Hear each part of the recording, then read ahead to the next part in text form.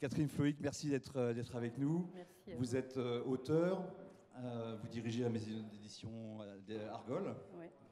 Et en dehors de des éditions de poésie, vous avez une branche de votre activité qui est tournée vers la nourriture, avec deux angles. Un qui est sur les goûts, le travail du goût, qu'est-ce que le goût, et avec des ouvrages sur des choses comme le salé, l'acide, la mer, et aussi la rencontre que vous avez faite avec Pierre Gagnère qui a débouché sur un ouvrage, Un principe d'émotion, et il tirait de cet ouvrage un autre livre qui s'appelle Transgression. Vous nous expliquerez ce qui vous a amené à faire cette démarche auprès de Pierre. Pierre, merci de nous avoir rejoints au bout du du pays de Redon. Vous présentez le plus simplement possible, je vais essayer. Cuisinier, c'est bien. Ça suffit. C'est bien. Ouais, ça me va aussi. Ça me va aussi.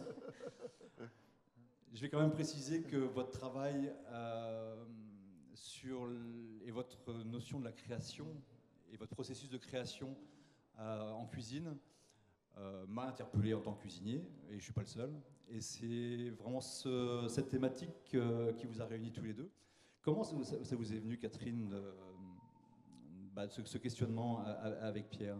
Et en fait, le livre que j'ai fait avec Pierre est le premier de cette série de livres blancs qui s'appelle maintenant Les Ateliers d'Argol, qui se distinguait de la maison d'édition Argol Édition, purement poésie et littérature, parce que c'était dans les années 2007-2008, par là. On a commencé vraiment dans tous les médias à parler des chefs, à voir des livres de chefs, des émissions à la télévision. Et j'étais étonnée de voir qu'on ne posait pas les questions que j'aurais voulu poser moi. Mais à l'origine de tout ça, il y a une rencontre dans le restaurant de Pierre Gagnère à Saint-Étienne en 1994, invité par un ami commun, un artiste de Saint-Étienne, que j'allais voir pour un travail avec lui. Et je ne connaissais pas les restaurants 3 étoiles, je ne connaissais pas Pierre Gagnère. C'est Philippe Favier, l'artiste en question. Et donc ce repas m'a complètement marqué définitivement, en me disant mais c'est ça la nourriture, ça peut être ça un restaurant, ça peut être ça la cuisine, qui était hors norme, avec des accords complètement inattendus, des choses qui étaient même un peu choquantes dans l'idée que ça déclenchait quelque chose d'inconnu en moi. Et je m'étais dit vraiment que Pierre Gagnère, il est dans la série des artistes contemporains que je voyais à l'époque dans mon travail. C'est quelqu'un de cet ordre-là, c'est un vrai créateur. Et quand, dans ces années-là, j'ai commencé à dresser l'oreille autrement et j'ai entendu les questions qu'on posait à Pierre Gagnère, je me suis dit non, il faut aller plus loin, comme on va avec les artistes, les écrivains que j'ai rencontrés. Je lui ai donc envoyé une lettre lui proposant de faire un livre dans cette catégorie d'entretien qui est la vie à l'œuvre, d'un bout à l'autre, la vie et le travail. Il a accepté. Voilà, et on s'est vus pendant presque 3 ans au fil de nos libertés communes, tranquilles dans le bureau le matin. Et voilà, c'est tout simple. Et après, les questions sur le goût et tout ça, c'est la suite logique. Parce que là, ça a déclenché en moi tout plein de questionnements. Voilà. Pierre, quand la demande de Catherine arrive, vous êtes surpris? C'est un angle que vous aviez envisagé, qui vous a séduit de suite? Non. J'ai un fonctionnement mental où je n'envisage rien. Les choses, elles viennent. Aujourd'hui, je suis là parce que Michel, la façon dont il m'a parlé de cette journée, de la rencontre qu'il avait faite, moi j'ai confiance. C'est partie des gens en qui j'ai confiance, donc j'ai dit oui tout de suite, spontanément. Voilà. C'était coché. Bon, Catherine,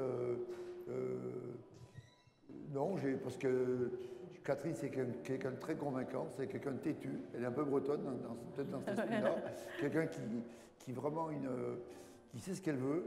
Et je lui ai dit, écoutez, moi, pourquoi pas, mais il faudra prendre votre temps parce que moi, je n'aurai pas de temps.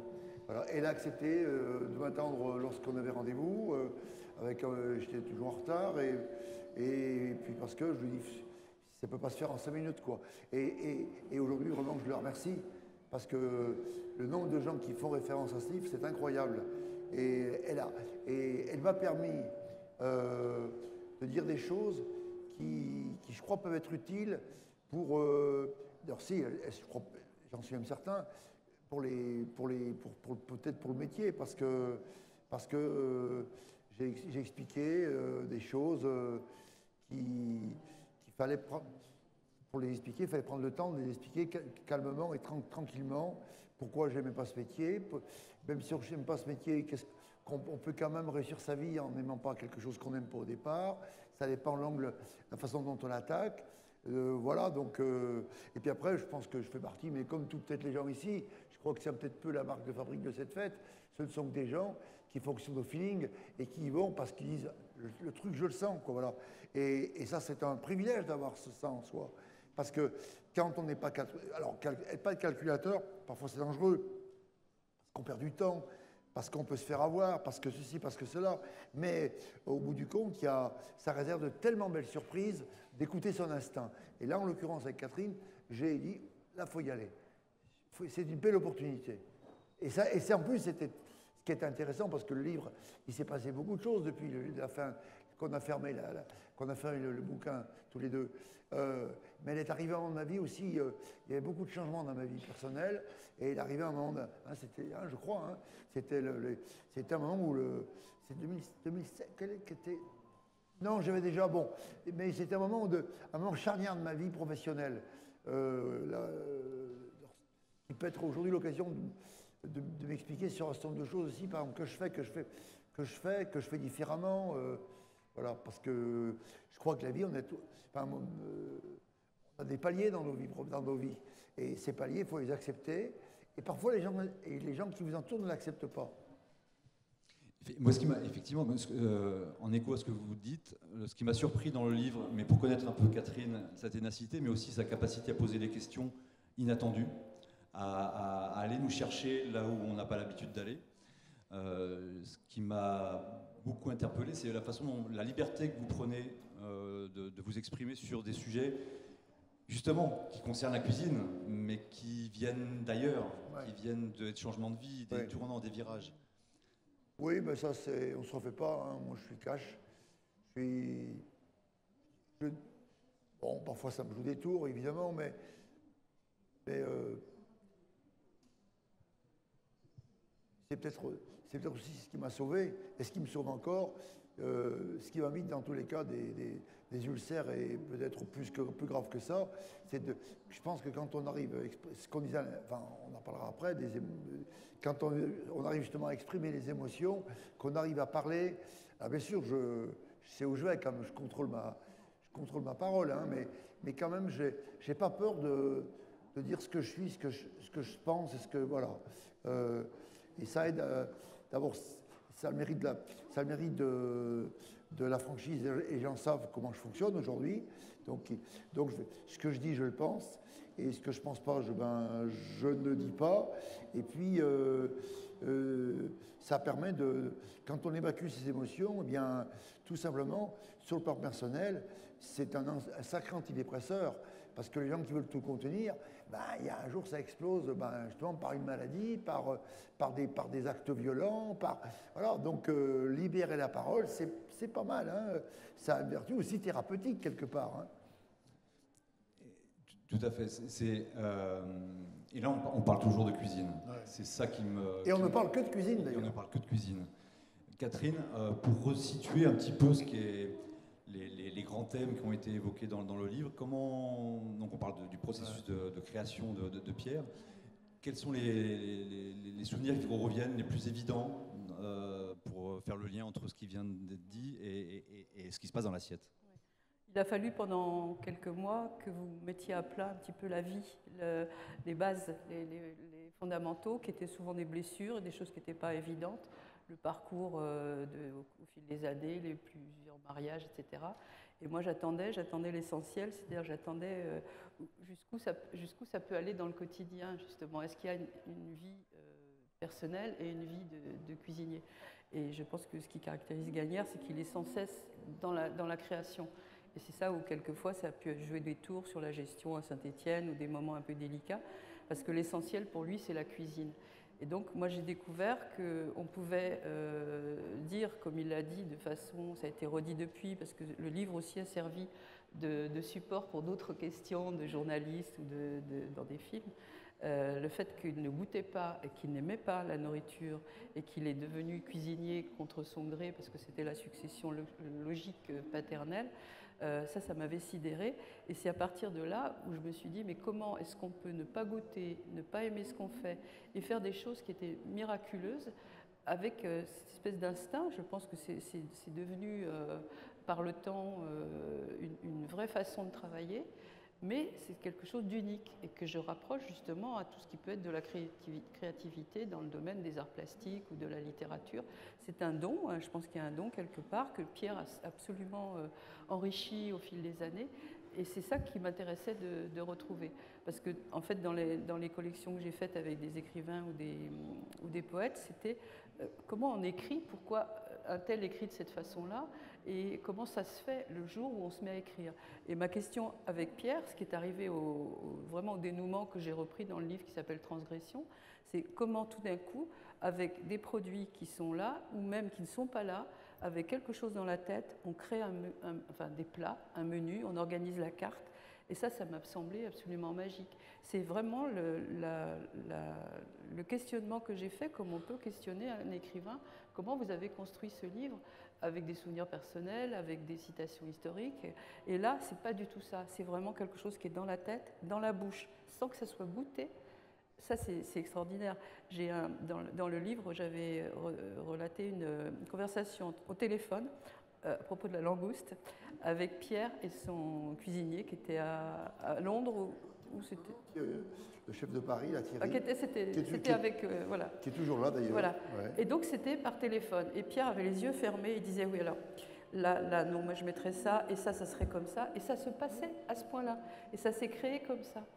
Et là, c'est vraiment pour moi un processus qui ne ressemble pas à ce qu'on voit ailleurs.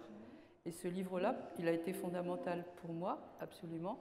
Je pense que ça a donné à Pierre le moment de verbaliser des choses qu'on ne lui avait jamais laissé faire, de mettre au clair sa pensée et ça aussi, j'en ai fait un entretien comme ça avec Bertrand Grébeau du restaurant Le Septime, qui m'a dit vraiment c'était comme une cuisinothérapie. Donc c'était pas du tout une histoire psychologique Je ne l'ai pas vécu comme une cuisinothérapie parce que d'abord... C'était au niveau de la cuisine. Parce je suis plus âgé que Bertrand. Oui. Moi, ce qui m'a intéressé dans ce que j'ai bien senti lorsque, après quelques semaines, quand on a commencé à se connaître et à communiquer avec sincérité, avec les bonnes questions posées par Catherine, c'était pour moi l'occasion d'expliquer 2-3 choses qui aujourd'hui sont à la mode, un petit peu comme l'écologie. D'ailleurs, quand on parle aujourd'hui, subitement, les gens prennent conscience que ce qui semblait normal est en train de se détruire et n'est plus normal. C'est-à-dire que la cuisine, moi, je l'ai bâtie sur le respect des gens, sur l'attention. Finalement, l'intérêt des produits, finalement, pour moi, il est en train d'arriver maintenant. Mais moi, les produits, pour moi, ce n'était pas important. Pour moi, ce qui était important, c'était des relations que j'allais construire avec les gens qui m'entouraient.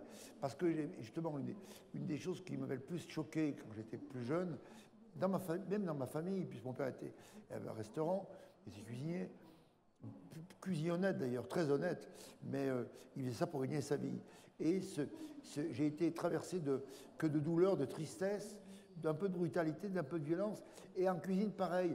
Et ça traduisait vraiment ce qu'était l'état de la cuisine française dans les années, je dirais, 80, quoi, puisque moi j'ai démarré bien avant, mais j'ai démarré en 65, mais la cuisine c'était répété, et dans tous les cas, on ne parlait pas de tendresse, on ne parlait pas d'amour, on ne parlait pas... Ça n'existait pas, ça, de sensibilité, ce que j'ai dit, ce que j'ai pu dire dans ce bouquin, c'est que la cuisine, on doit y mettre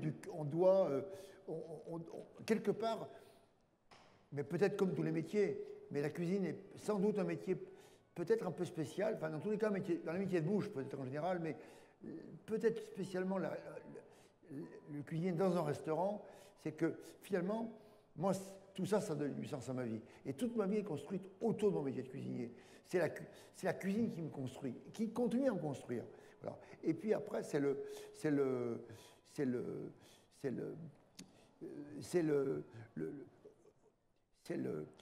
montrer aussi que finalement, même si on n'aime pas ça, il y a un moment où, finalement, c'est le métier qui vous choisit. Et ce métier vous tombe dessus. Et aujourd'hui, on me dit, mais pourquoi vous travaillez tant? Mais je dis, mais je ne peux pas moins travailler. C'est pas possible. Je dois du respect, bien sûr, aux gens qui payent, mais aussi aux gens qui m'entourent. Et c'est les gens qui m'entourent, ces jeunes gens qui viennent avec passion, avec foi. Et ça, il faut pas les décevoir, quoi. Et c'est eux qui me donnent l'envie de continuer, bien évidemment. Et ça, ce livre explique ça. Et ça, c'est bien parce que c'est écrit. Effectivement, pour vous accompagner au quotidien, quand la création est autant liée à vos émotions, à votre vécu et à votre capacité à mettre des mots dessus, comment cette transmission se fait dans un métier qui est parfois très cadré? Il doit être cadré. Mais moi, je crois plus tellement. Enfin, je ne sais pas ce qu'en pense Catherine d'ailleurs, parce que je pense que nous, on a peut-être encore beaucoup de choses à se dire d'ailleurs. Je ne suis pas sûr que la transmission soit le bon mot finalement. Moi, je croirais plutôt à l'exemplarité. Je croirais plutôt au temps partagé. Je croirais, vous voyez, voilà, je vais faire un acte un peu de sincérité, voilà. C'est que l'an dernier, j'ai eu dans mes équipes une énorme déception avec quelqu'un que j'avais engagé, qui a déstabilisé. Quand je dis le cœur de mon histoire, c'est le 6 rue Balzac. Voilà, c'est là qu'on est vraiment. C'est le cœur de mon travail, quoi. Et ce type-là, par son comportement, il a été maléfique. Et ça m'a obligé peut-être à m'occuper de choses dont je n'aurais pas dû m'occuper. Et j'ai senti une espèce de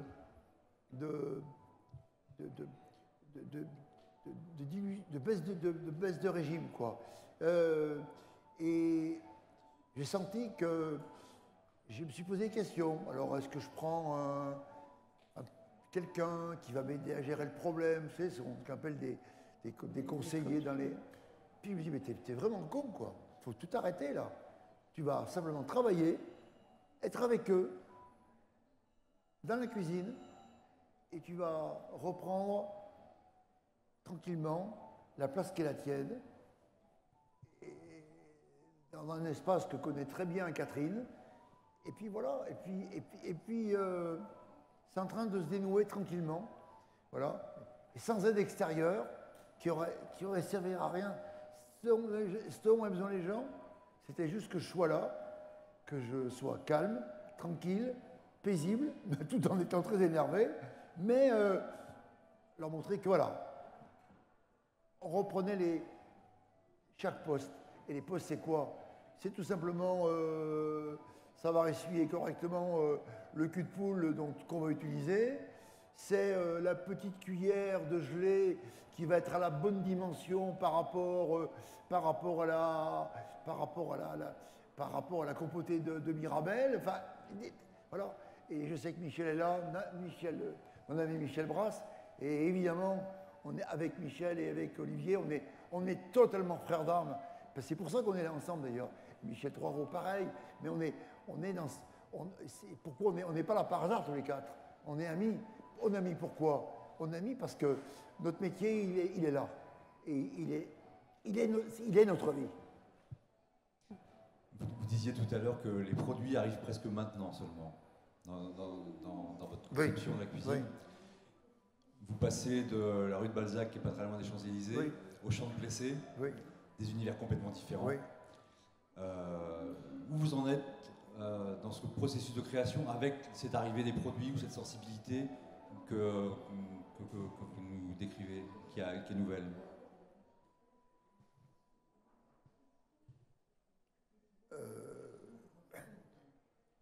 Quand on voyage comme je voyage, avec des familles, là j'arrive de Corée, là demain je vais être ailleurs, je suis obligé d'organiser mon travail de cuisine un peu différemment.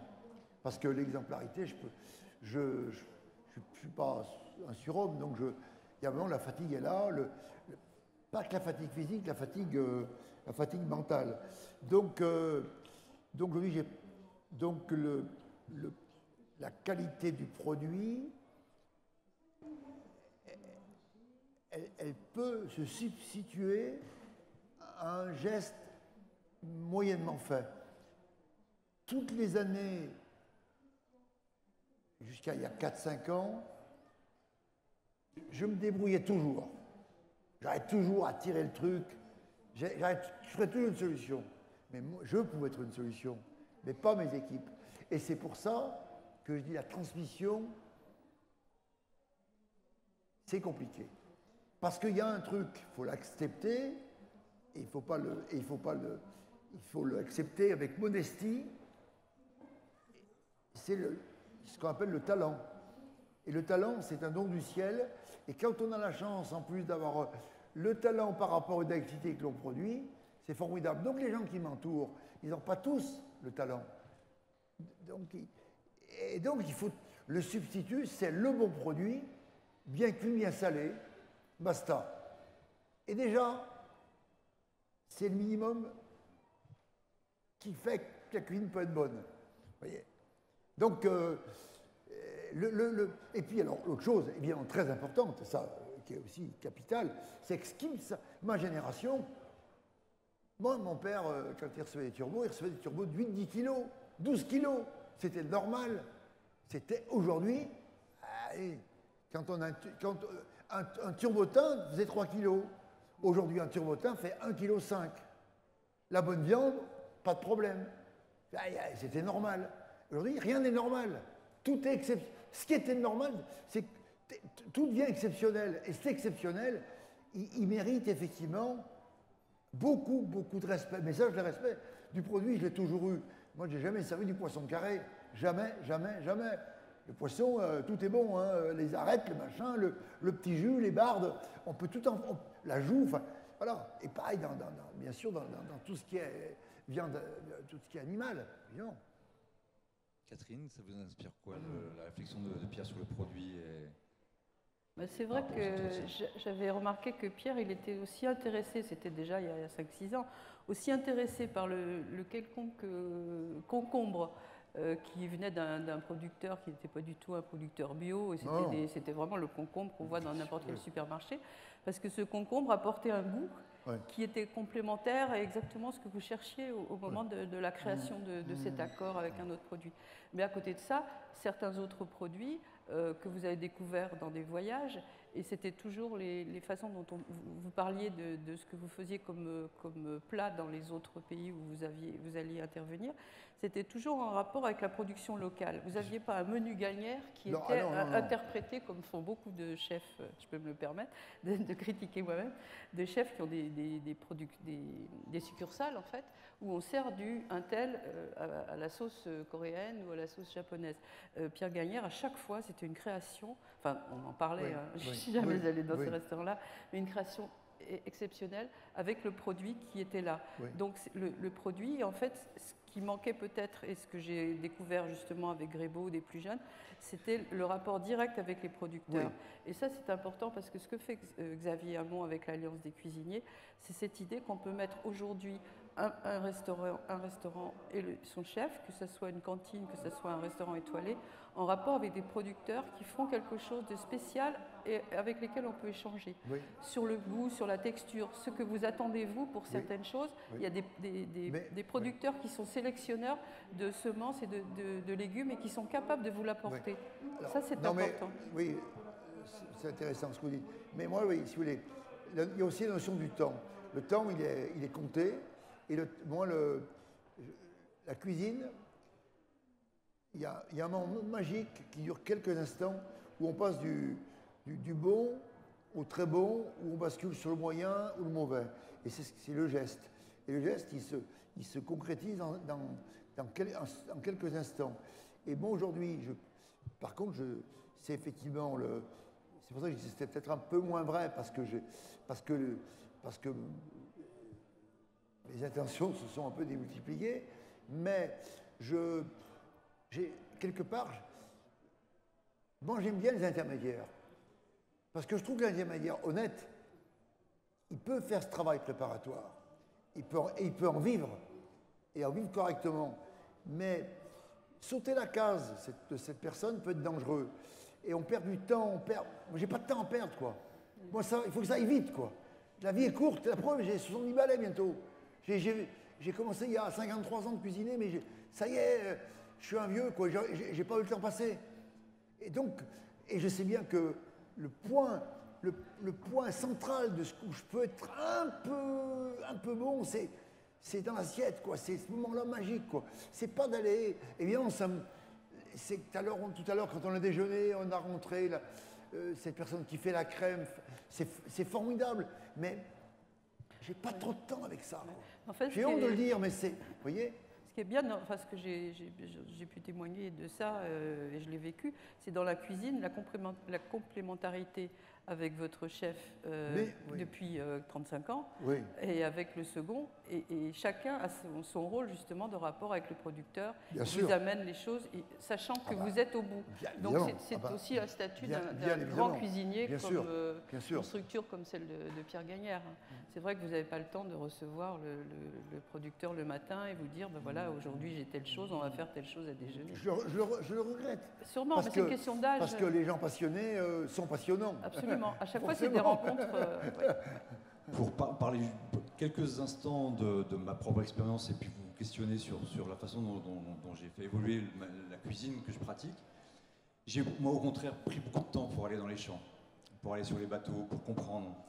Parce que je voulais casser, pour ne plus utiliser ce qui me révulsait, j'ai eu besoin de me concentrer sur l'offre qui était disponible.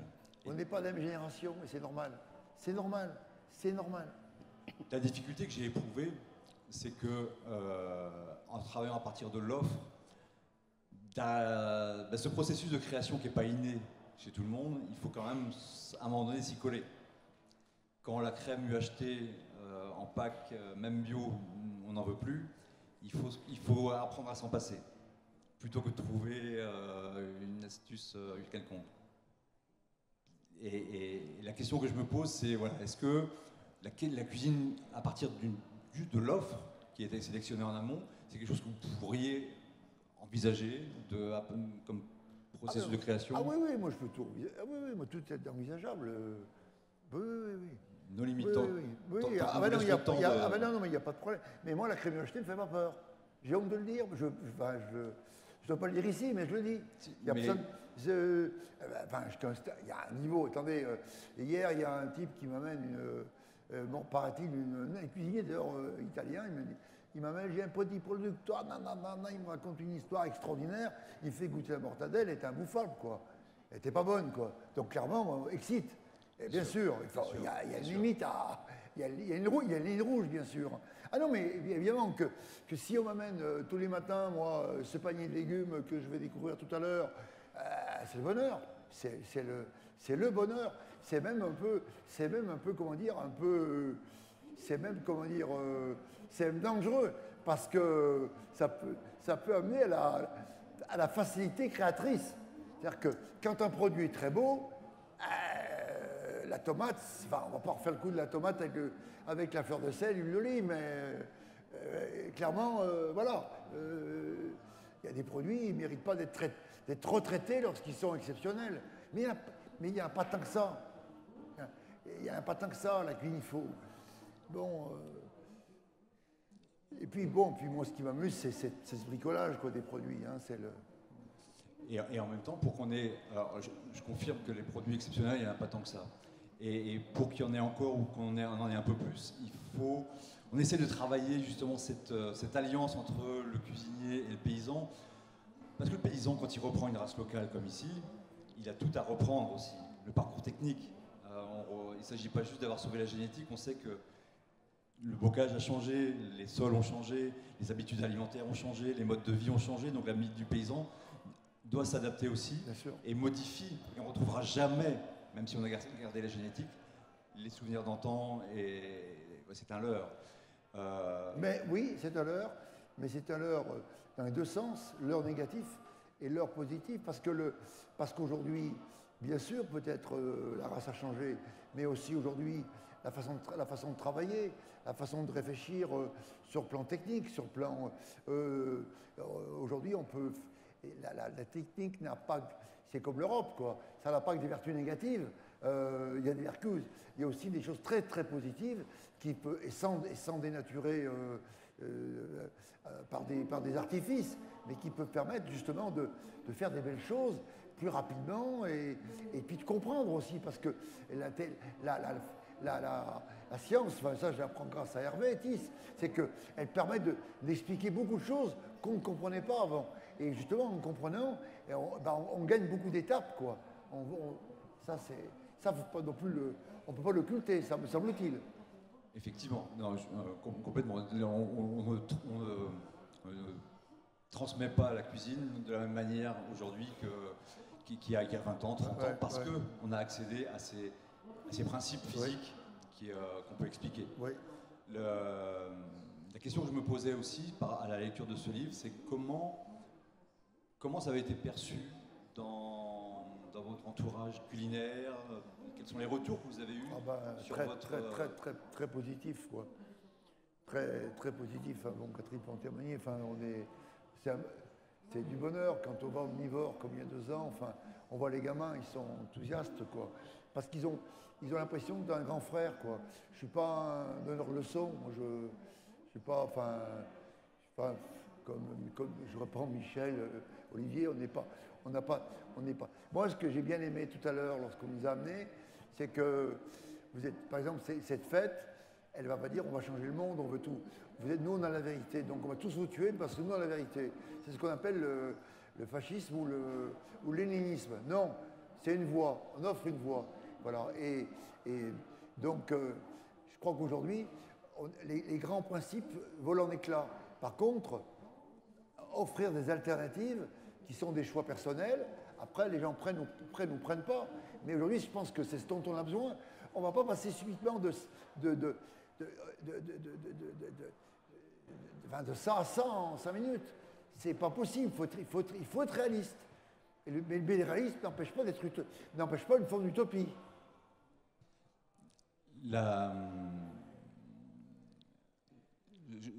Effectivement, je confirme que le livre est libérateur pour un cuisinier à la lecture. Et surtout, libérateur parce qu'on peut s'emparer de votre expérience pour se l'approprier en fonction de sa propre vie et permet le changement sans dogme, sans règles précises, mais juste de s'interroger sur pourquoi on fait ce métier-là. Oui. Et rien que ça, c'est fondamental. Oui. Catherine, je sais que ce livre vous a aussi engagé, vous me disiez tout à l'heure, sur un peu plus dans la gastronomie. À quoi vous avez... quelle porte ça vous a ouvert ensuite, ce travail avec Pierre? Moi, ça m'a convaincu que la parole d'un homme vivant, elle est exceptionnelle. Et j'aime beaucoup les entretiens et j'ai poursuivi après dans d'autres domaines. Parce que c'est vraiment le seul moyen de donner l'expression directe et le témoignage et justement l'exemplarité. Et ce livre-là, pour ça, il est important. Mais au fur et à mesure qu'on a abordé les différents domaines de produits, etc., de création, je me suis dit, il y a dans la cuisine en France, dans les éditions autour de la cuisine, il y a des livres de recettes, mais il n'y a pas de livre qui donne des réponses quant au goût, quant à l'analyse de ce qu'on a dans la bouche. On peut trouver ça avec les œnologues et le vin, mais en gastronomie, il y a quelques critiques gastronomiques qui l'ont fait, qui sont de l'ordre de la littérature, mais ça n'existe pas. Et donc, je me suis posé la question du goût. Alors, j'ai rencontré Ryoko Sekiguchi, qui est une poète japonaise que Pierre a rencontrée, qui a écrit dans une petite collection là, que j'ai publiée, Le Fade, l'Astringent, et puis d'autres livres. Et ça m'a vraiment ouvert des portes. Et ensuite, en